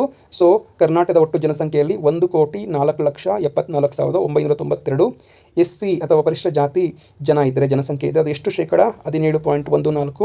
ಇನ್ನು ST ಅಂತ ಬಂದಾಗ ಜ್ಞಾಪಕ ಇಟ್ಕೊಂಡಿರಿ, 47,48,987 ಒಟ್ಟು ಜನಸಂಖ್ಯೆ. ಇನ್ನು ಶೇಕಡವಾರು ಅಂತ ಬಂದಾಗ 6.95. ಈ ಎರಡು ಒಂದು ಸಂಖ್ಯೆಯನ್ನು SC ಮತ್ತು ST ಪರಿಶಿಷ್ಟ ಜಾತಿ ಪರಿಶಿಷ್ಟ ಪಂಗಡಕ್ಕೆ ಸಂಬಂಧಪಟ್ಟಂತೆ ಅಂಕಿ ಅಂಶಗಳು 2011ನೇ ಒಂದು ಸೆನ್ಸಸ್ ಪ್ರಕಾರ ಜ್ಞಾಪಕ ಇಟ್ಕೊಳ್ಳಿ, ಪರೀಕ್ಷೆಯಲ್ಲಿ ಕೇಳ್ತಾರೆ. ಇನ್ನು ಕೋಷ್ಟಕದಲ್ಲಿ 3ರಲ್ಲಿ ಜನಸಂಖ್ಯೆಯ ದಶಕವಾರು ಬೆಳವಣಿಗೆಯ ವಿವರಗಳನ್ನು ನೀಡಲಾಗಿದೆ. ಈ ವಿವರಗಳನ್ನು ಭಾರತದ ಮತ್ತು ಕರ್ನಾಟಕದ ಒಟ್ಟು ಜನಸಂಖ್ಯೆ, ಪರಿಶಿಷ್ಟ ಜಾತಿ ಪರಿಶಿಷ್ಟ ಪಂಗಡ ಜನಸಂಖ್ಯೆಗಳಿಗೆ ನೀಡಲಾಗಿದೆ. ನೋಡಿ, ಭಾರತದ ಜನಸಂಖ್ಯೆ ದಶಕವಾರು ಬೆಳವಣಿಗೆ ಮತ್ತು ಕರ್ನಾಟಕದ ಜನಸಂಖ್ಯೆ ದಶಕವಾರು ಬೆಳವಣಿಗೆ. ನೋಡಿ, ದಶಕವಾರು ಬೆಳವಣಿಗೆ ಅಂದ್ರೇನು? ಒಂದು ದಶಕದಿಂದ ಇನ್ನೊಂದು ದಶಕಕ್ಕೆ ಯಾವ ರೀತಿಯಾಗಿ ಯಾವ ಹಂತದಲ್ಲಿ ಜಾಸ್ತಿ ಆಗಿದೆ. 1951 61 ಒಂದು 51ರಿಂದ 61ವರೆಗೆ, ಮತ್ತು 61 71 71 81 ಈ ರೀತಿಯಾಗಿ ನಾವು ದಶಕವಾರು ಒಂದು ಬೆಳವಣಿಗೆಯನ್ನು ನಾವು ನೋಡ್ಬೋದು. ಒಟ್ಟು ಜನಸಂಖ್ಯೆ ಎಷ್ಟು ಬೆಳವಣಿಗೆ ಆಗಿದೆ? 23 ಆಗಿದೆ. ಪರಿಶಿಷ್ಟ ಜಾತಿ ಜನಸಂಖ್ಯೆ ಬೆಳವಣಿಗೆ 25. ಅಂದರೆ ಪರಿಶಿಷ್ಟ ಜಾತಿ ಜನಸಂಖ್ಯೆ 1951ರಲ್ಲಿ ಎಷ್ಟಿದೆ, ಅದು ಕೊನೆಗೆ 10 ವರ್ಷದಲ್ಲಿ ಎಷ್ಟು ಬೆಳವಣಿಗೆನ ಕಂಡಿದೆ. ಇನ್ನು 51 61ರಲ್ಲಿ ಜನಸಂಖ್ಯೆಗಿಂತ 61 71ರಲ್ಲಿ ಒಂದು ದಶಕದಲ್ಲಿ ಎಷ್ಟು ಜನಸಂಖ್ಯೆ ಆಗಿದೆ ಅಂದರೆ 24ರಷ್ಟು ಆಗಿದೆ. ಅದಾದಮೇಲೆ ನಾವು 30ರಷ್ಟು ಆಗಿರೋದನ್ನು ನೋಡ್ಬೋದು. ಆಮೇಲೆ 31ರಷ್ಟು ಏರಿಕೆ ಯಾವಾಗಲೂ ಇಲ್ಲಿ ನಾವೇನು ನೋಡ್ತಾ ಇದ್ದೀವಿ, ಇಂದಿನ ದಶಕಕ್ಕೆ ಹೋಲಿಸಿದ್ರೆ ಈ ದಶಕದಲ್ಲಿ ಎಷ್ಟು ಜಾಸ್ತಿ ಆಗಿದೆ ಅಂತ ನಾವು ನೋಡ್ಬೋದು. ಪರಿಶಿಷ್ಟ ಜಾತಿ ಆದರೆ, ಇನ್ನು ಪರಿಶಿಷ್ಟ ಪಂಗಡ ಭಾರತದಲ್ಲಿ 65ರಷ್ಟು ಏರಿಕೆ ಆಗಿದೆ. ಸೊ 1951 61ರಲ್ಲಿ. ಇನ್ನು 1961 71ರ ನಡುವೆಯಲ್ಲಿ ಎಷ್ಟು ಪರ್ಸೆಂಟೇಜ್ ಅಥವಾ ಎಷ್ಟು ಜಾಸ್ತಿ ಆಗಿದೆಯಪ್ಪ ಅಂದರೆ 20ರಷ್ಟು ಜಾಸ್ತಿ ಆಗಿದೆ, 35ರಷ್ಟು ಜಾಸ್ತಿ ಇದೆ. ಆಮೇಲೆ ಈ ರೀತಿಯಾಗಿ ನಾವು ದಶಕವಾರು ಬದಲಾವಣೆಯನ್ನು ನಾವು ನೋಡ್ಬೋದು. ಇನ್ನು ಕರ್ನಾಟಕದಲ್ಲಿ ಬಂದಾಗ ಪರಿಶಿಷ್ಟ ಜಾತಿ ಜನಸಂಖ್ಯೆ ಎಷ್ಟು ಮಟ್ಟಿಗೆ ಏರುಪೇರಾಗಿದೆ ಅಥವಾ ಯಾವುದ್ರಲ್ಲಿ ತುಂಬ ಬದಲಾವಣೆ ಆಗಿದೆ. ನೋಡಿ, ಪರಿಶಿಷ್ಟ ಪಂಗಡ ಜನಸಂಖ್ಯೆ ಶೇಕಡ 427ರಷ್ಟು ಒಂದೇ ದಶಕದಲ್ಲಿ ಜಾಸ್ತಿ ಆಗಿದೆ. ಆಮೇಲೆ ತುಂಬ ಕಡಿಮೆ ಆಗಿದೆ, ಮತ್ತೆ 689, ಮತ್ತೆ ಸಡನ್ನಾಗಿ ಒಂದು ದಶಕದಲ್ಲಿ ಅಷ್ಟಾಗಿದೆ. ಮತ್ತೆ ನಾವು 4.95. ನೋಡಿ, ಇಲ್ಲೂ ಕೂಡ ಪರಿಶಿಷ್ಟ ಪಂಗಡದ ಒಂದು ಜನಸಂಖ್ಯೆ ದಶಕವಾರು ಜನಸಂಖ್ಯೆ ತುಂಬ ಏರುಪೇರಿರೋದನ್ನು ನೋಡ್ಬೋದು. ಎಕ್ಸಾಮಲ್ಲಿ ಕೇಳ್ತಾರೆ. ಸೊ ಪರಿಶಿಷ್ಟ ಪಂಗಡ ಜನಸಂಖ್ಯೆ ದಶಕವಾರು ನೋಡಿದಾಗ ತುಂಬ ಏರುಪೇರಾಗಿದೆ ಅಂತ ಏನಾದರೂ ಅವರು ವಾಕ್ಯದ ಒಂದು ರೂಪದಲ್ಲಿ ಪ್ರಶ್ನೆಗಳನ್ನು ಕೇಳಿದರೆ ಆಗಿದೆ, ಹೌದು ತುಂಬ ಏರುಪೇರಾಗಿದೆ ಅಂದರೆ ಆ ಒಂದು ಸ್ಟೇಟ್ಮೆಂಟ್ ಸರಿಯಾಗಿರುತ್ತೆ. ಏನೂ ಆಗಿಲ್ಲ, ತಟಸ್ಥವಾಗಿದೆ, ಕರೆಕ್ಟಾಗಿದೆ, ಸ್ಥಿರೀಕರಣದಿಂದ ಇದೆ ಅಂತ ಏನಾರು ಕೇಳಿದ್ರೆ ಆ ಒಂದು ವಾಕ್ಯ ತಪ್ಪಾಗಿದೆ ಅಂತ ತಿಳ್ಕೊಳ್ಳಿ. ಸೊ ಪರಿಶಿಷ್ಟ ಪಂಗಡದ ಜನಸಂಖ್ಯೆ ದಶಕವಾರು ತುಂಬ ವ್ಯತ್ಯಾಸವನ್ನು ನಾವು ನೋಡ್ಬೋದು. ಇನ್ನು ಪರಿಶಿಷ್ಟ ಜಾತಿ ಕರ್ನಾಟಕದಲ್ಲಿ ಅಂತ ಕೇಳಬೇಕು. ಮತ್ತು ಕರ್ನಾಟಕ ಅಂತ ನಿಮಗೆ ಗೊತ್ತಿರಬೇಕು, ಭಾರತದಲ್ಲಿ ಅಷ್ಟೊಂದು ಮಟ್ಟಿಗೆ ನಾವು ಏರುಪೇರಾಗೋದು ನೋಡೋಕ್ಕಾಗಲ್ಲ, ಬಟ್ ಕರ್ನಾಟಕದಲ್ಲಿ ಆಗಿರೋದನ್ನು ನಾವು ನೋಡ್ಬೋದು. ಇನ್ನು ಪರಿಶಿಷ್ಟ ಜಾತಿ ಅಂತ ಬಂದಾಗ ಅಲ್ಲೂ ಕೂಡ ನಾವು ಪರಿಶಿಷ್ಟ ಪಂಗಡದಷ್ಟೇನೂ ಆಗಿಲ್ಲ, ಆದರೂ ಇಲ್ಲೂ ಕೂಡ ನಾವು ಗಣನೀಯವಾಗಿ ಏರುಪೇರಾಗಿರೋದನ್ನು, ಮಧ್ಯದಲ್ಲಿ ಕಡಿಮೆ ಆಗಿರೋದನ್ನು ಕೂಡ ನಾವು ನೋಡ್ಬೋದು. ನೋಡಿ, 1961 71ರಲ್ಲಿ ಕಮ್ಮಿ ಆಗಿದೆ, ಮತ್ತು 1991 2001ರ ಒಂದು ಅವಧಿಯಲ್ಲಿ ಕಮ್ಮಿ ಆಗಿರೋದನ್ನು ನಾವು ನೋಡ್ಬೋದು. ಇದು ಕೂಡ ಸ್ವಲ್ಪ ನೀವು ನೋಟ್ ಮಾಡ್ಕೊಳ್ಳಿ, ಬೇಕಾಗುತ್ತೆ, ಎಕ್ಸಾಮಲ್ಲಿ ಕೇಳ್ಬೋದು ಅಂಕಿ ಸಂಖ್ಯೆಗಳ ಆಧಾರದಲ್ಲಿ. ಇನ್ನು ನಾವು ಈ ಒಂದು ಏನು ವಿಷಯಗಳಿದೆ, ಒಟ್ಟು ಜನಸಂಖ್ಯೆ ಎಷ್ಟಿದೆ ಅಂತ ಈ ಕೋಷ್ಟಕ್ಕೆ ಸಂಬಂಧಪಟ್ಟಂತೆ ಈ ಒಂದು ಕೆಳಗಡೆ ನೀಡಿರೋದನ್ನು ನಾವು ನೋಡ್ಬೋದು. ಇದನ್ನು ನೀವು ಪಾಸ್ ಮಾಡಿ ಸ್ವಲ್ಪ ಓದ್ಕೊಳ್ಳಿ. ವಿಡಿಯೋ ತುಂಬ ಜಾಸ್ತಿ ಆಗಿದೆ ಅಂತ ತಿಳ್ಕೊಳ್ತೀನಿ, ಅದರಿಂದ ನಾನು ಜಾಸ್ತಿ ವಿವರಣೆ ಕೊಡೋಕ್ಕೆ ಹೋಗಲ್ಲ. ಇಲ್ಲಿರೋದನ್ನು ನೀವು ಸ್ವಲ್ಪ ಪಾಸ್ ಮಾಡಿ ಓದ್ಕೊಳ್ಳೋಕೆ ಟ್ರೈ ಮಾಡಿ. ಇದು ಒರಿಜಿನಲ್ ಡಾಕ್ಯುಮೆಂಟ್ ಆಗಿರೋದ್ರಿಂದ ನಿಮಗೆ ಈ ಒಂದು ವಿಡಿಯೋದಲ್ಲಿ ಕೇಳೋದ್ರಿಂದ ನಿಮ್ಗೊಂದು ಸ್ವಲ್ಪ ಅರ್ಥನೂ ಆಗುತ್ತೆ, ಜೊತೆಗೆ ಒಂದು ಹೊಸ ಡಾಕ್ಯುಮೆಂಟು ಏನಿದೆ ಒರಿಜಿನಲ್ ಡಾಕ್ಯುಮೆಂಟ್ ಅದನ್ನು ಕೂಡ ಓದಿದ ಅನುಭವ ನಿಮಗೆ ಬರುತ್ತೆ. ಸೊ ಇಷ್ಟು ಕೂಡ ಮೊದಲನೇ ಅಧ್ಯಾಯ. ನಿಮಗೆಲ್ಲರೂ ಕೂಡ ಇಷ್ಟ ಆಗಿದೆ ಅಂತ ನಾನು ಭಾವಿಸ್ತೀನಿ. ಸೊ ಏನಾದರೂ ನೀವು ಕೇಳೋದಿದ್ದರೆ ಅಥವಾ ಇನ್ನೇನಾದರೂ ನಾನು ಈ ವಿಡಿಯೋಗಳಲ್ಲಿ ಬದಲಾವಣೆ ತರಬೇಕು ಅನಿಸಿದ್ರೆ ದಯವಿಟ್ಟು ನೀವು ಕಮೆಂಟಲ್ಲಿ ತಿಳಿಸಿದ್ರೆ ನನಗೆ ಗೊತ್ತಾಗುತ್ತೆ ಯಾವ ರೀತಿಯಾಗಿ ಇನ್ನೂ ಹೊಸ ವೀಡಿಯೋಗಳನ್ನು ಕಂಟೆಂಟ್ಗಳನ್ನು ಮಾಡ್ಬೋದು. ಅಥವಾ ನಿಮಗೇನಾದ್ರೂ ಅರ್ಥ ಆಗ್ತಿಲ್ಲ ಅಂದರೆ ಅಥವಾ ಯಾವ ರೀತಿಯಾಗಿ ನಾನು ಈ ಒಂದು ವಿಡಿಯೋಗಳನ್ನು ಕಂಟೆಂಟ್ಗಳನ್ನು ಇಂಪ್ರೂವೈಸ್ ಮಾಡ್ಕೋಬೇಕು ಅಂತ ನೀವು ತಿಳಿಸಿ. ನಿಮ್ಮ ಕಮೆಂಟ್ಗಳನ್ನು ನಿರೀಕ್ಷೆ ಮಾಡ್ತಾ ಇದ್ದೀನಿ. ದಯವಿಟ್ಟು ಏನು ತಿಳಿಸ್ಬೇಕಂತ ಇದ್ದೀರ ಅದನ್ನು ಕಮೆಂಟ್ ಮುಖಾಂತರ ತಿಳಿಸಿ. ಅದಕ್ಕೆ ಅನುಗುಣವಾಗಿ ನಾನು ಕಂಟೆಂಟನ್ನು ಕೂಡ ಬೇರೆ ಒಂದು ಸೋರ್ಸ್ಗಳ ಮುಖಾಂತರ ತಗೊಳ್ಳೋಕ್ಕೆ ಪ್ರಯತ್ನ ಪಡ್ತೀನಿ. ಸೊ ಎಲ್ಲರಿಗೂ ಒಳ್ಳೆಯದಾಗಲಿ. ಧನ್ಯವಾದಗಳು.